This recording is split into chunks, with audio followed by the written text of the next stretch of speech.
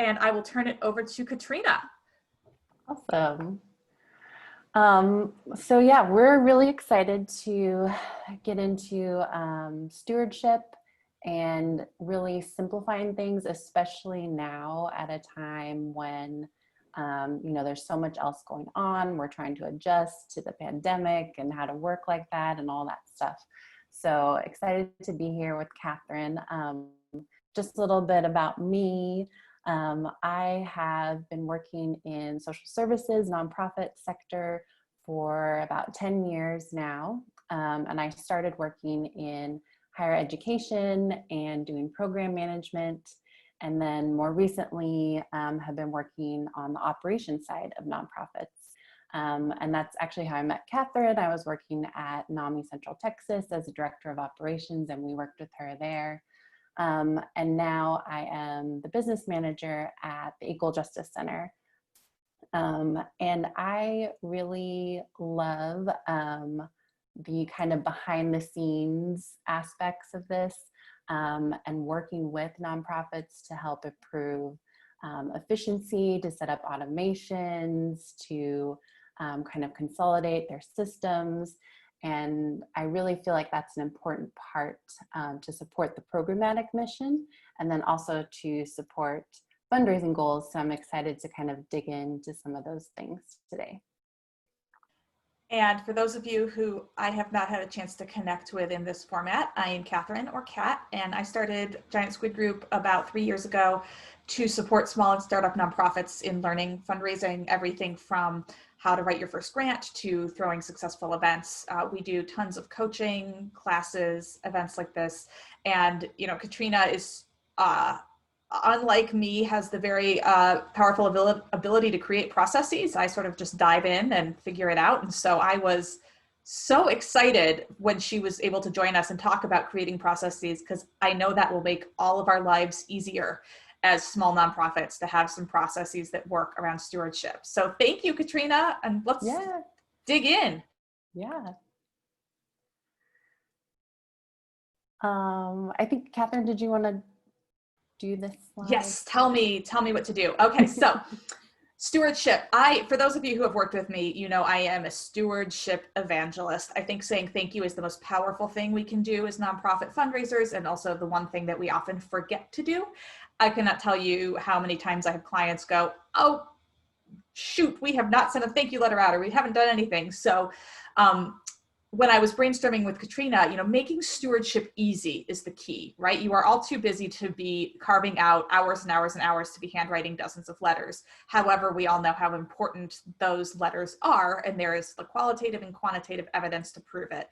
So we're going to go through what you can do now, take some time now, whether it's an hour a day or doing a little bit of a boot camp for yourself to save time and money going forward, and how you can automate and standardize your stewardship processes with a good, better, best scenario. So today could be, I don't have the tools, I don't have the money, but I know I need to do better, and Katrina has some solutions there. Tomorrow could be, okay, I'm ready to adopt some new technology. What should I be thinking about when it comes to automating these processes? Awesome. So we're really starting this from kind of the framework that SOP, standard operating procedure, is what's going to set you up for success.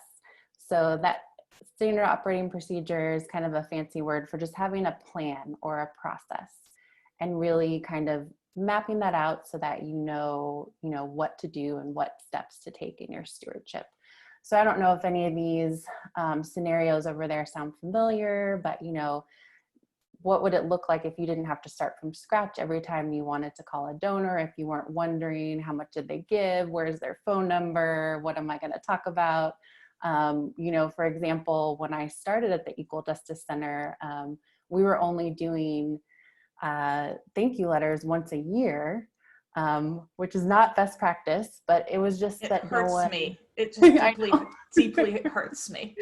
But baby steps, but no one had the time or, the know-how to go into the donor management system we were using and just set up reports, so that every month now we're getting a report and we can run those letters. So kind of moving that forward.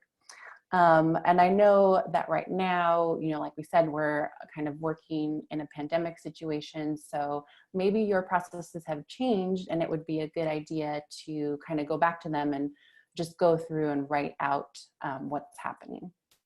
I know when we did this sort of standard operating procedure process at NAMI Central Texas, we had a good process in place, but just the actual going through and writing things out, we kind of came across some things that we're like, oh, I don't know who does that, or I don't know where those things are. So it can really be helpful. And so the first step that we want to look at when we're talking about the process of stewardship is going to be gift processing.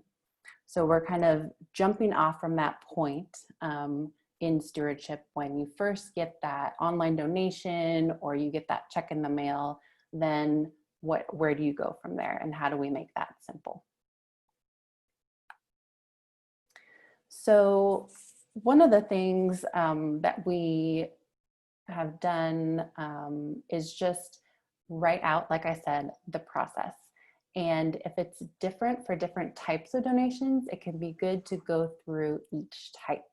So you see that first row there could be an example of like an online donation that you get. And then that second row would be more of like if you got a check in the mail. So what do you do when you get a donation? Maybe in the online version, there's an email that goes out to your donor, and then maybe you're recording it. Maybe you have a spreadsheet, or you have an integration with your nonprofit CRM. And then maybe the next step is that you reconcile it in your maybe QuickBooks or Xero account. And this can be different for, different nonprofits based on what your process is or how your accounting works, all those good things. And then when a check comes in, maybe the first thing you do is like you open the mail and then you like stamp it with your stamp for deposit.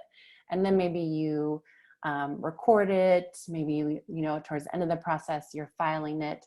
So really just going through each step and making sure you know what to do when a donation comes in can really help. And I think this seems so obvious, Katrina, but we all probably have a horror story of when we didn't do this. And one thing that I've certainly experienced is when you don't know who's responsible for what, things slip through the cracks. And I had an experience once with a client where they did not have an SOP, and they realized they had a grant award sitting on, under a pile of paper, and no one had looked at when the report was due, and the report had all these requirements, and it ended up just jeopardizing the relationship because we hadn't put together this kind of system where taking, 10 minutes to write down, okay, Katrina's going to stamp it, Catherine's going to put it in the database and write the thank you letter can save you, $100,000 grant because you're not risking screwing it up. So I love the way you made this so clear. Yeah, for sure. And I think the piece of this that really pertains to what we're going to talk about today and get into with stewardship is just making sure that you're having one place with all your donor and donation information. So that way, when you have the time to do that stewardship and cultivate those relationships, you know where to go and you know what you want to do next in that process. So, whether this is, we're going to go through a couple different examples of how to do that. Like Catherine said, kind of that basic spreadsheet up to like, if you have a CRM, what you might want to think about.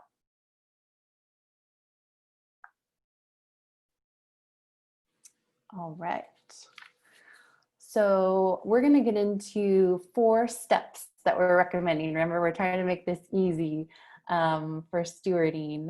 And we're going to go through each one and kind of that, different ways to simplify them, automate, kind of get organized and all that good stuff.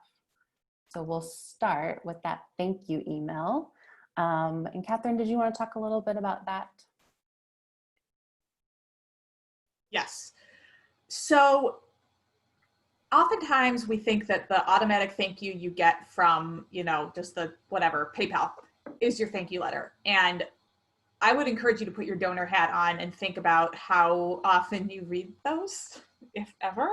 So I know they go into my promotions folder and I don't read them. And when I do read them, quite honestly, they're often really boring. I just use them as tax receipts. Thank you for your donation of $35. Your donation is tax deductible to the fullest extent of the law.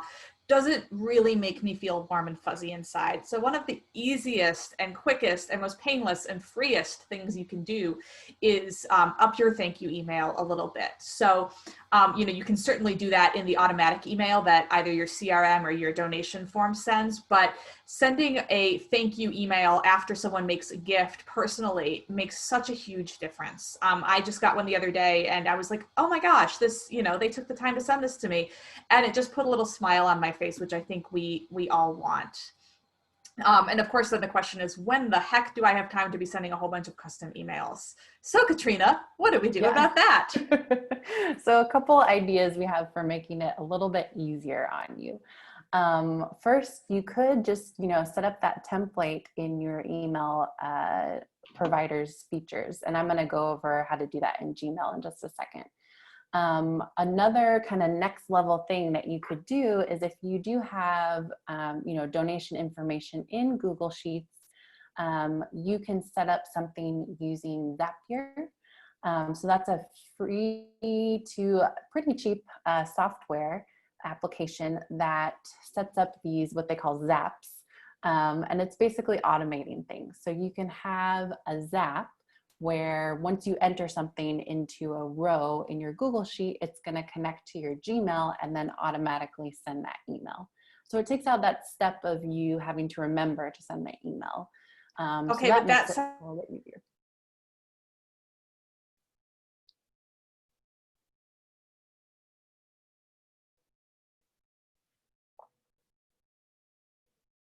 Oh,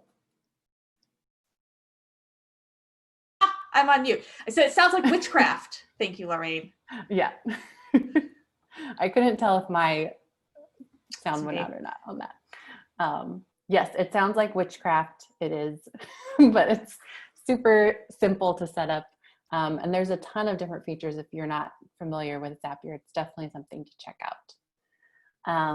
And then the third idea, would be if you do have a donor or nonprofit CRM, checking out the functionality that it has for sending those emails. And again, going in and testing that and making sure it's fresh every once in a while and that it looks good, all those things. But utilizing that CRM features is really a great idea to automate.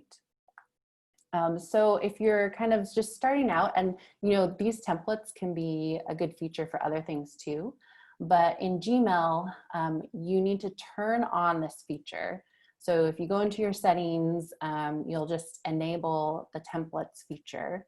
And then what you can do is create that draft thank you email. So let's say, you're typing it out and just leave out the name and maybe the amount, that sort of thing. And then you'll just go in and go to the templates and then just save that draft as a template. So then all you have to do when you're sending that email is go compose an email, go to your templates, say, I want the thank you email, and then just fill in the blanks and send it out. So it's a little bit easier than like copy and paste type of thing.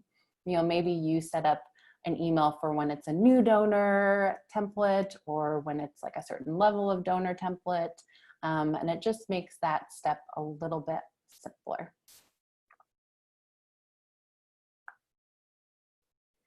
So the next step in our 4-step stewardship process is going to be that thank you letter.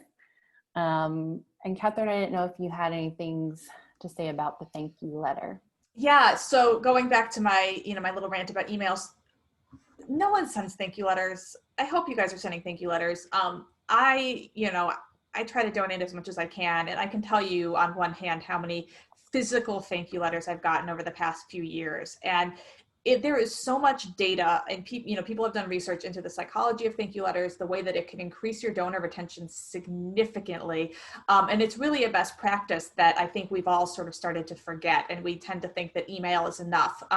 And then we send we send solicitations in the mail, but not thank you letters. So if you aren't sending physical thank you letters shortly after someone makes a gift, I encourage you to do that, because it will increase the retention of those donors. Yay, Jennifer does, love it.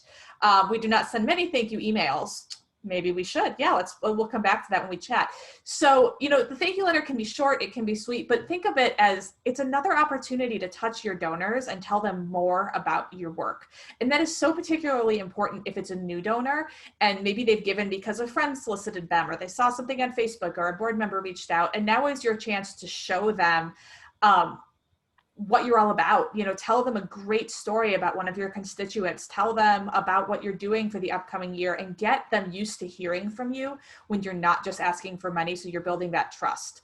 And so whether you send it, the rule of thumb, the best practice, Penelope Burke wrote a whole book about it, is within 2 business days. However, for some of us, that might not be an option. There's a big difference between 2 business days and once a year. So I encourage you to find what works for you. I would ideally once a week if you can batch them and get them out, but even once a month I would take. But the shorter time between a donor making a gift and hearing a really great thank you, the better. Yeah.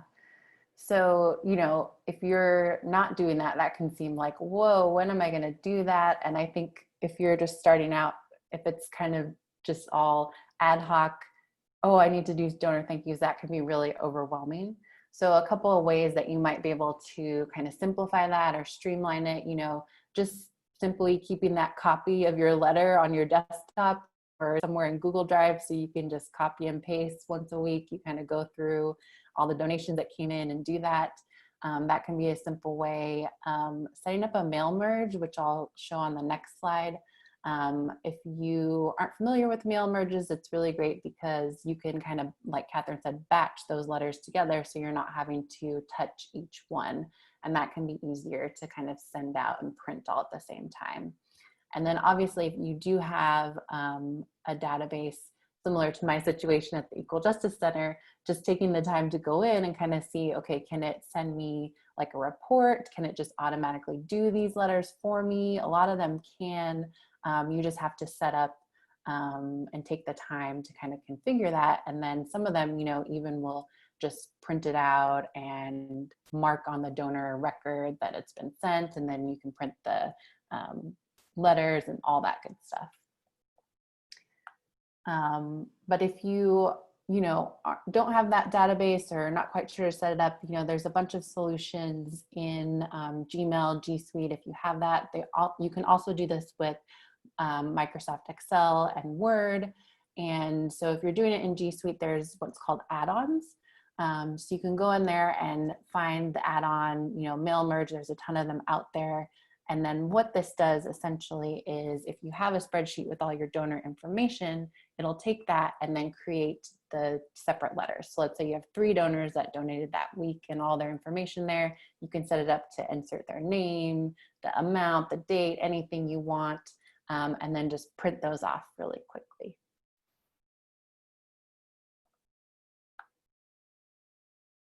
All right, so then the next step in stewardship is a handwritten note. Yes, and Jennifer just added a great comment that they have her board sign 5 or so pre-addressed panel cards prior to the meetings, which is exactly what I was going to tell you all to do. So gold stars all around. Again, put yourself in the shoes of your donor. I know that you all give to organizations you care about, and think about the last time you checked the mail and were actually excited, right? I just get so many solicitations and they sell my information and it doesn't feel good. And so when I actually get a handwritten note over $250 is great if that's your capacity to get those out the door. That's what Lorraine said. But some sort of cute, again, touch point is a way to further the conversation. And so I personally, touch note is actually a super fun one that you can send postcards. They're not handwritten, but they're cute, right? You could put a cute picture on them. You can put a little cute note, and you can send those from your phone. You can send them from your desktop. The executive director writing a postcard, and like Lorraine said, maybe the board, or like Jennifer said, the board can write those ahead of time, or custom cards sent out by the boards, whatever that looks like to you. If you can do a monthly, quarterly, even annual mail thing that is cute, it's got a photo on it and has an endearing note, it's really, again, going to help that donor retention. And it's going to put a smile on the faces of your donors, which is what we want. We want them to love you.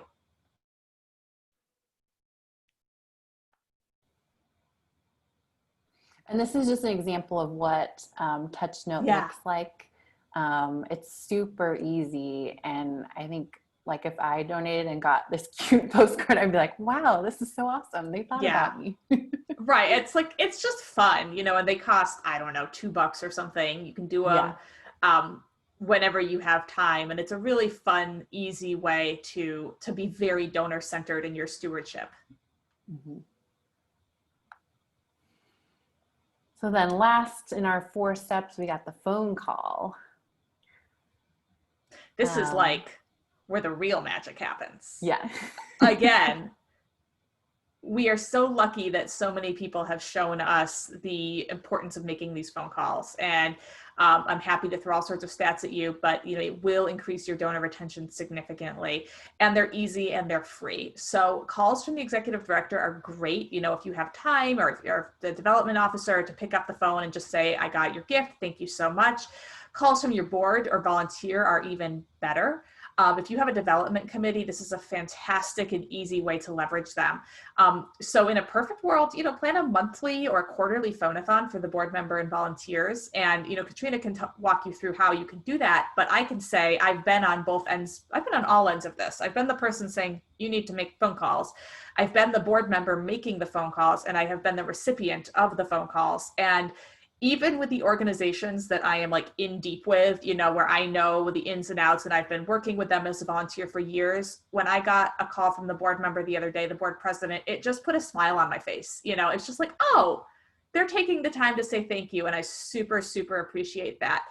And Jennifer says, what are your thoughts on text messaging? So board members are very uncomfortable making calls. It's true. And we could probably do a whole webinar on why board members don't like making calls. Let's come back to that. I would love to hear what other people think about that and how you've gotten your board members or volunteers to overcome that fear of making calls. And I will also say, I just went through this with a board that I'm coaching, and they all got voicemails. And the board chair actually texted me and said, okay, I got one person on the phone. Everyone has just went to voicemail. I was so relieved. So just tell them no one's going to answer the phone. It's a political season. If they don't recognize your number, they're just going to think you're asking for money, and then you leave a cute voicemail. Yeah. I've also found that, I don't know if you've created like a script for them, or like done like a, you know, a mock call with them. That can kind of help too, if they're like, okay, this is what I'm going to say, and these are some scenarios that might come up. That could be helpful too. Yes. And I have a phone-a-thon script that I will add to the email after this. Let me write that down. Awesome.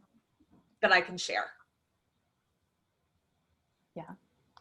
So now we kind of want to circle back to that, you know, SOP, standard operating procedure, right? So you've got your gift processing all set. You know, these 4 steps that you want to take when you're stewarding donors. So after a donation comes in, you want to do these things, but how are you going to track all of this? And how are you going to make sure that when you have time to do stewardship, you kind of know, you know, what's next, and you can efficiently kind of move through this to cultivate those relationships. So we're going to go into a little more detail on each one of these, but at a high level, you know, the first thing you can do is, if you are using, you know, an Excel sheet or a Google sheet or something like that to track your donations, just updating it with these steps so that you can also use that to track your stewardship. And then another thing I'll show you is something you can set up, again, using Zapier like we talked about, and Trello, which is an awesome project management tool. I know Catherine's done a webinar on that as well. So you can kind of take it to that next level of tracking this and do a little bit more automation. And then finally, most, you know, CRMs like Salesforce, Boomerang, Neon, they have some sort of tool that you could utilize that, you know, maybe it's just a matter of signing it up where you can track this stewardship items. So first, this is just an example of like a Google Sheet. Let's say you're entering your donations in, and this particular nonprofit has a lot of boy bands that are donating to them, boy band members. So maybe you just add. What is the nonprofit? What do they do? They support boy bands. Oh, that's a blast from the past. Yeah.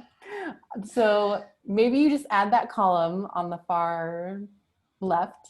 That's your steps that we just went over. So you can use what's called data validation in Google Sheets, to where you create those little drop downs. So it's really easy to select what the next step is. You could do some conditional formatting, so it has that color coding there that automatically happens. And then you'll notice I titled this to do, so that you know that this is the next step you have to do, not the one that's completed. So then whenever you have, 10 minutes at the end of your day, you can open this up and be like, oh yes, okay, I can write this letter to Harry Styles, or, whoever it is, or I can make that phone call. And then it's really easy. You don't have to think about what is the next piece. Another thing that you could do with Google Sheets, if you want to get into some formulas and things like that, maybe you have your board shared on a separate sheet for phone calls. So you can set up a formula where when this donor is in that phone call section, it's importing to another sheet that your board has access to, and then they can go in there whenever they need to kind of make those calls, and they don't have to have all this other information that might get cluttered. So, Google Suite is really a great tool, and it's free, and there's a lot of different things you can set up if you just kind of think about, what's going to make it easy, what's going to make it more simple, and then do a little digging into the features. And I think this is the meat of it, right? This is the why. I know that you all are doing some combination of thank you emails, thank you letters, personal phone calls, personal, postcards. But when we do it sporadically, your donors never really have that sustainable relationship with you. And then when you do it as a one-off maybe, and you don't track it, then we can't remember what we did last year, right? And so putting in even these very basic SOPs, so that when you send out a letter, you're going to track it, then you know what you've done with that donor, and you can get into really sophisticated fundraising no matter how small your shop is and no matter how little time you feel like you have, because all of this is going to help you increase that donor retention and save so much money on having to recreate the wheel every year. The more we can retain donors, the more money we make. There's so much evidence that shows it's much more expensive to acquire donors, both just the time you have to put into, sending out the letters is expensive and all of that, versus retaining donors. So the bottom line is retaining donors saves you money, but also makes you money. Mm-hmm. So I mentioned Trello, and this is just a project management tool. The basic level is free as well, so we like that.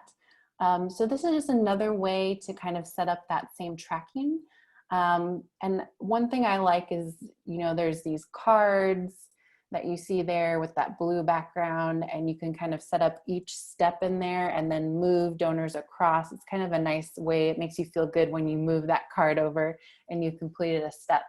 But this, you can track a little bit more, because it allows you to make comments on these cards. So if you set it up where each donor has a card, you could do comments. If you're working with someone else, maybe they have a note about the phone call that they want to share, or they know the donor, so you want to add something to that personal handwritten note. And then there's also this calendar feature. So again, if you're crunched for time, maybe you set due dates for all of this, and then it'll just show up on your calendar. You can open it and be like, okay, these are the people that I want to talk to today. The cool thing about this as well is that you can utilize Zapier and Google Sheets. So there's a Zap that you can create where, again, getting back to that witchcraft, if you enter some information in a Google Sheet, it'll create the card for you. And you can have it set, the name, put in the address, the phone number, so it's all there in one place. You can also use Trello's feature called Butler, to set up other little automations in here. So maybe once you check that you've done something, it automatically moves the card over to the next slot. So it's just a little bit more advanced, and I think it just makes it a little bit easier, possibly than a Google Sheet, because you can put notes, you can kind of see it at a high level, you can set up more automations, and I think this makes it feel a little more doable, you know, with that stewardship part. Yes, and we had a Heather, great did you want to question. add anything? I do. We had a great question from Lorraine. She said, do I need to use Trello if I have Bloomerang and I'm feeling tech overloaded? And the answer is no. So as a reminder of how Katrina and I think about this is you've got your good stewardship, better stewardship, best stewardship processes. Good is like Google Sheets, you're writing it down. I don't post-it notes, right? You're doing something and you sort of track it. You know, every Friday you're going to send out thank you letters and whatever that looks like, copy and paste it from a Google Doc. Better would be using some of these free tools like Zapier, Trello, Google Sheets, so that you have a little bit of a system and that you're not having to spend your precious time and brain power figuring out where you are. And then best is pay Bloomerang or Neon or Network for Good or any of these other CRMs to do it for you. And that's the dream, right? You know, and Lorraine said she just adopted Bloomerang, and that'll do it all for you. But for some shops, you know, a CRM is cost prohibitive, right? And so I don't want you not being ready to adopt a CRM to stand in the way of having some fantastic fundraising happening. Yeah. Great question. So I'm not going to go into too much detail, but this does also kind of go to that question about Bloomerang. If you have a CRM, it might just be a matter of figuring out which features to use, right? So in Salesforce, the Nonprofit Success Pack, there's something called engagement plans and levels. And you might be like, I don't even know what that means. But after doing a little research, that's like, oh, this is stewardship. This is just setting up my tracking system for stewardship. So in the bottom right corner, you just set up an engagement plan where you have the task of thank you email, the task of thank you letter, handwritten note, and you set you know, automatic reminders or a timeline, and then it will just kind of help you process that. So I'm not as familiar with Bloomerang, but I think there's something in there where you can set this up. I know in Neon, it's called moves management. So it might just be a matter of kind of searching in their documentation to see, you know, either moves management, engagement, donor relations, something like that. Because most of these systems have this thing where you can set it up to have workflows, reminders, all that good stuff. So again, you don't have to think about it. When you have time, you know what you can do next for each donor.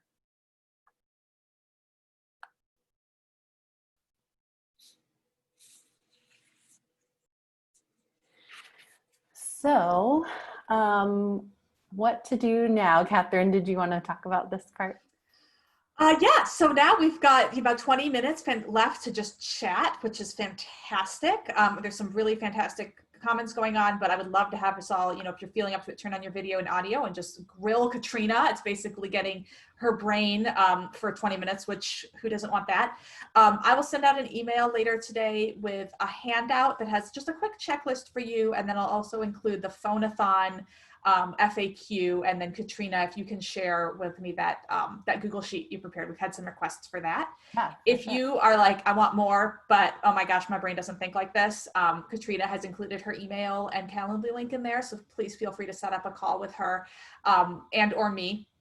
I'll be less useful on the tech side, but I can talk about writing thank you notes, and then just go steward those donors. So I would love to hear you know, what you're thinking about, what questions you have, whether it's like specific tech questions that you want to chat through with this group or stewardship questions. You know, based on the comments, we have a really great breadth of experiences and technology and knowledge. So, you know, let's just have a little powwow for a few minutes and see what we can come up with.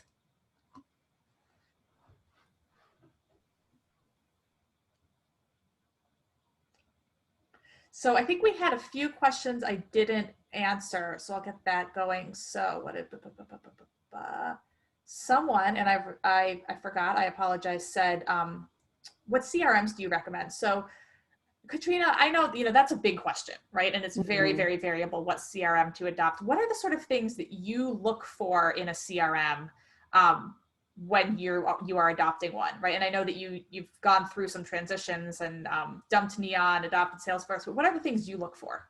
Yeah.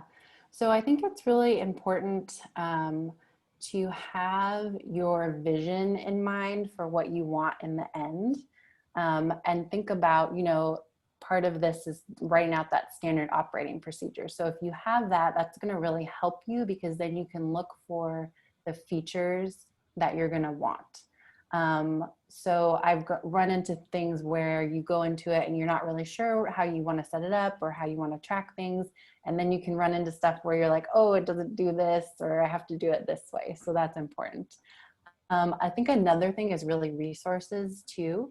So Salesforce is really great because you can customize it, but that means you also need to have the time to learn it and figure out the customizations, that sort of thing. Whereas when I worked with something like Neon, it was kind of out of the box set up for stewarding, but it couldn't do everything that maybe you need it to do because it's just meant to do certain things. So I think those kind of two things, knowing what you want and then thinking about the resources that you have. Do you have time to set up something that's more customized, or do you need something that's more out of the box and you're just going to work around that? I love that. And Lorraine said she put together a research spreadsheet because she talked to 5 different reps, and Bloomerang came out on top. Oh, awesome. Yeah. And I think Lorraine, thank you for sharing that, because one of the challenges I know I've certainly experienced when you're trying to navigate the tech side is these are salespeople, right? And you're going to get the whole sales spiel and they want to get you on the phone. And we don't have time for that, right? You need to be out there actually working. And so I have heard really good things about Bloomerang for that exact reason. You can also, a lot of the Facebook groups where people have asked these questions before and had some really great advice. And I think, I would caution, to a certain extent, you get what you pay for, right? Not to say that the most expensive is always going to be the best. You probably don't need a full Salesforce, Cadillac setup. You might not need a whole Blackbaud setup, but the ones that are on the cheaper end, you may end up realizing that you're spending so much time having to work around them that it's just not worth it. So I think, to Katrina's point, be very, very clear what you need it to do and how tech savvy you are. Some of us have, she sold software. She knew where they were coming from. Some of us have development coordinators that can help us and have that tech mind. Some of us are doing literally everything, and we are a one-woman shop, and we're doing executive director down to program manager. And if you aren't feeling like you have the time to be loving on your database the way that someone who this was their full-time job, be really, really honest with yourself that you might need to just pay a little bit more, budget allowing, to just make life easier. Mm-hmm. So what other ideas or questions do people have about making life easier when we start to think about stewardship?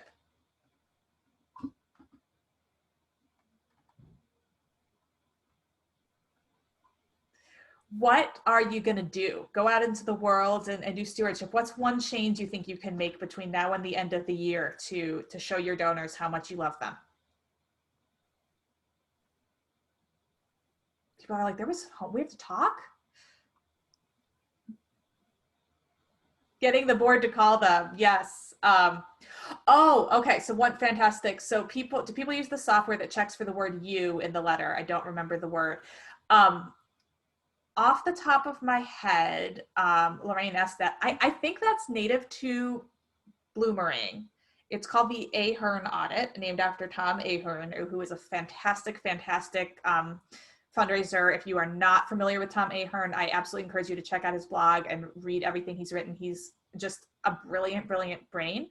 And he has done a lot of research into how will we just say, if you talk about, we did this week, no one cares, right? No one cares what you did. It's that donor-centered fundraising. And so they had made it free at the start of COVID to non-Bloomerang users. So you might be able to see if it's out there. But basically the Ahern audit just runs your writing through a little system and flags how many times you say you to make it donor centered versus how much you talk about your organization. Love it. Great question.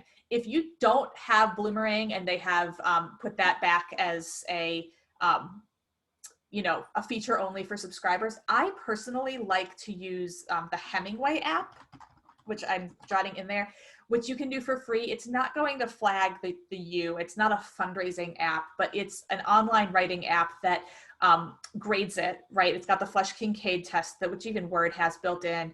And you want to be targeting your writing to about an 8th grade level, because again, put yourself back in your donor shoes. You're probably reading the thank you letter on your phone, your kid's screaming at you, or you're so tired. And so long grant writey type words just don't cut it. So the Hemingway app will grade your writing for you, and it will highlight passive voice. It will highlight challenging sentences to read.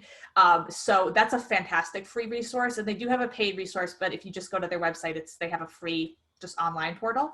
I loved that Ahern audit. It's a fantastic resource.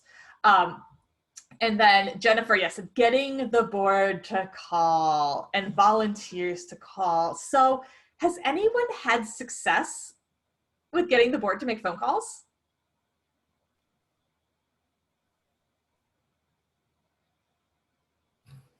No. Oh, no. Katrina, did the board make phone calls? I don't think they did. I'm trying to remember. I think maybe we did them for like sponsorships, but it was kind of hit or miss. We started with having them sign those thank you notes, which was a nice first. Yeah, that's a really easy in, right? So I think Jennifer, you said you're doing that. Stay tuned. We will. So the old board did make thank you calls. So Jennifer, what did you do to get them to make thank you calls? And you all can feel free to unmute if you're sick of typing. We did it similar to, and again, this was not the organization I'm in now. And I was just, I don't know if I was just messaging Lorraine or not. This is sort of like a 180. I went from a fairly small nonprofit to a teeny tiny nonprofit. So I'm overwhelmed in that way, which is strange. Like I know what I need to do, but I don't know what I need to do first. Yeah. But the old board, it was similar to the note cards. We had a sticky note with, I think it was 3 calls, because we also knew that no one's going to answer a call that they don't know, especially with being able to keep your area code. So you might be getting somebody from Chicago, but they're still in Wilmington, North Carolina. Yeah. So we had, here's the gift, here's the whatever on the sticky note. And it was a school that I worked for. So we were like, okay, you go in the art room, you go in this room, you go in that room, and, come back in. Yeah. So you just did them right there. Yeah. Even if we might have had a break in between the board meeting, there was a closed session and an open session and whatnot. But when you have them captured, and that number right in front of them, it really like serving it on a plate to them. We just couldn't do here's an Excel list of 5 donors to call, because it was more follow-up for the development department to see if they were even doing that. Yes. It's that follow-up that's so grueling. So I love the idea. If you have them captive, maybe it's at your board retreat, which I hope you can pull off, or at a board meeting, scheduling that time and just having everyone do it, because no one likes doing it. I get it, but it's part of your job, right? So getting them to that point is challenging, but then making it as easy as possible is, I really, really love that. I am fortunate in, my role that I serve on a board, and it's a really great board, and we do make thank you phone calls. And so I've learned sort of what works from the donor side, and I'm happy to share it. Our development committee makes thank you phone calls, and the budget of the org I'm a board member on is under $1 million. So it's still pretty small. It's a staff of 1.5 people. So it really is, someone that could be on this call. They're not like having a sophisticated, development department. It's their executive director. But what she does is the development committee makes thank you phone calls, and she makes that really clear when you join the development committee that stewardship is pretty much the number one priority for the development committee. So it's not a surprise. And then we'll talk about it in the meetings. She'll say, hey, we got a whole bunch of gifts from whatever, right? We're expecting an influx because that's the diaper bank. And with the hurricane that just hit the Gulf of Texas, we're up here in Austin, we're getting a lot of folks that have had to evacuate, and we know there's going to be an increased need. So I can imagine next week we'll be getting an email saying, hey, we got, $5,000 in donations from people we don't know or returning donors in response to the hurricane. I need y'all to make thank you phone calls. So we know the context, we know why they're giving, and then she'll send a spreadsheet that's pulled right from the database. So like Katrina talked about, could be Google Sheet, whatever, and it will have my name next to like 5 or 6 of them. And it'll have, Katrina gave $100 on this date. Here's her phone number, call her. And it has my name, and everyone has a few names. And she'll send it to all of us. And then she'll say, make your calls by September 3rd. And if you can't make them by September 3rd, please let me know and I'll make them. So then I feel really bad that she's really freaking busy and like literally packing up diapers into a U-Haul to like drive them to people that have had to evacuate. And I can't pick up the phone and make 5 thank you phone calls. So I feel bad. And then because she doesn't like BCC everyone starts responding saying, I made mine. You've got like the one board member who is, puts their money where their mouth is. And says, I made my calls. And then I feel even worse. I'm always the last one. You'd think I'd be better. It's always the last one. It'll be like that day, but by golly, I make them because that peer pressure works. And I don't want to be the one that didn't make them. So if you can bring in a little organic peer pressure, that really helps. And when I work with clients on this, putting on my consultant hat, I really coach the board and the clients that it doesn't have to be terrible. I get that you don't want to pick up the phone. I get that you're a millennial who only uses your phone for like TikTok or whatever, but you're going to get voicemail. It's okay. Just leave a voicemail. Here's your script. And the worst case is you're going to get some like lovely person that just wants to talk your ear off, and then you just kind of let them talk for 5 minutes. Mm-hmm. So I've never had anyone say that a thank you phone call went horribly. I've never had anyone like angrily hang up. So I think that coaching piece is really helpful. And if you're really, really stuck on leveraging your board for stewardship, 1, you probably have a board problem, but 2, you might want to bring in an external facilitator to do some stewardship work, maybe at your next board retreat. How can they get over it? Lock them in a room, like Jennifer said, make them make thank you phone calls until they're not scared anymore.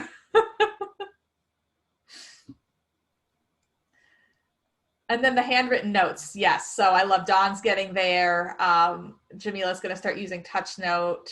Very fun.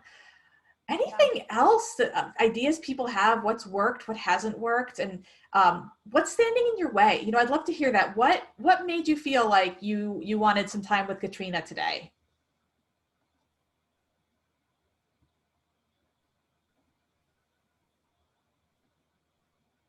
Just because she's so nice. Just everything. Yeah. Awesome. Well, y'all, I'm a big fan of ending early, grab another cup of coffee before your next meeting. Thank you so much. Like I said, we'll send out a follow-up email either later this afternoon or first thing tomorrow with this recording, the slide deck, some other resources. Feel free to reach out at any time. You also, in that email, I'll include a promo code for Giant Squid Group is launching our fundraising crash course in a few weeks. Registration just went live this week. So if you are feeling like you need some intensive work on creating your fundraising plan, I'd love to have you there. If you know another nonprofit that you feel like it's a great fit for, please share the code. It will be for $200 off the $500 registration. So it's going to be a lot of fun. And yes, it's always nice to talk. So I am so glad I got to see everyone's names today and hear your voices and questions. And I hope you all have a great weekend. And Katrina, thank you so much for taking some time out of your day to join us. Yeah, thank you all. It's been great talking about all this. Yes. Bye, everyone.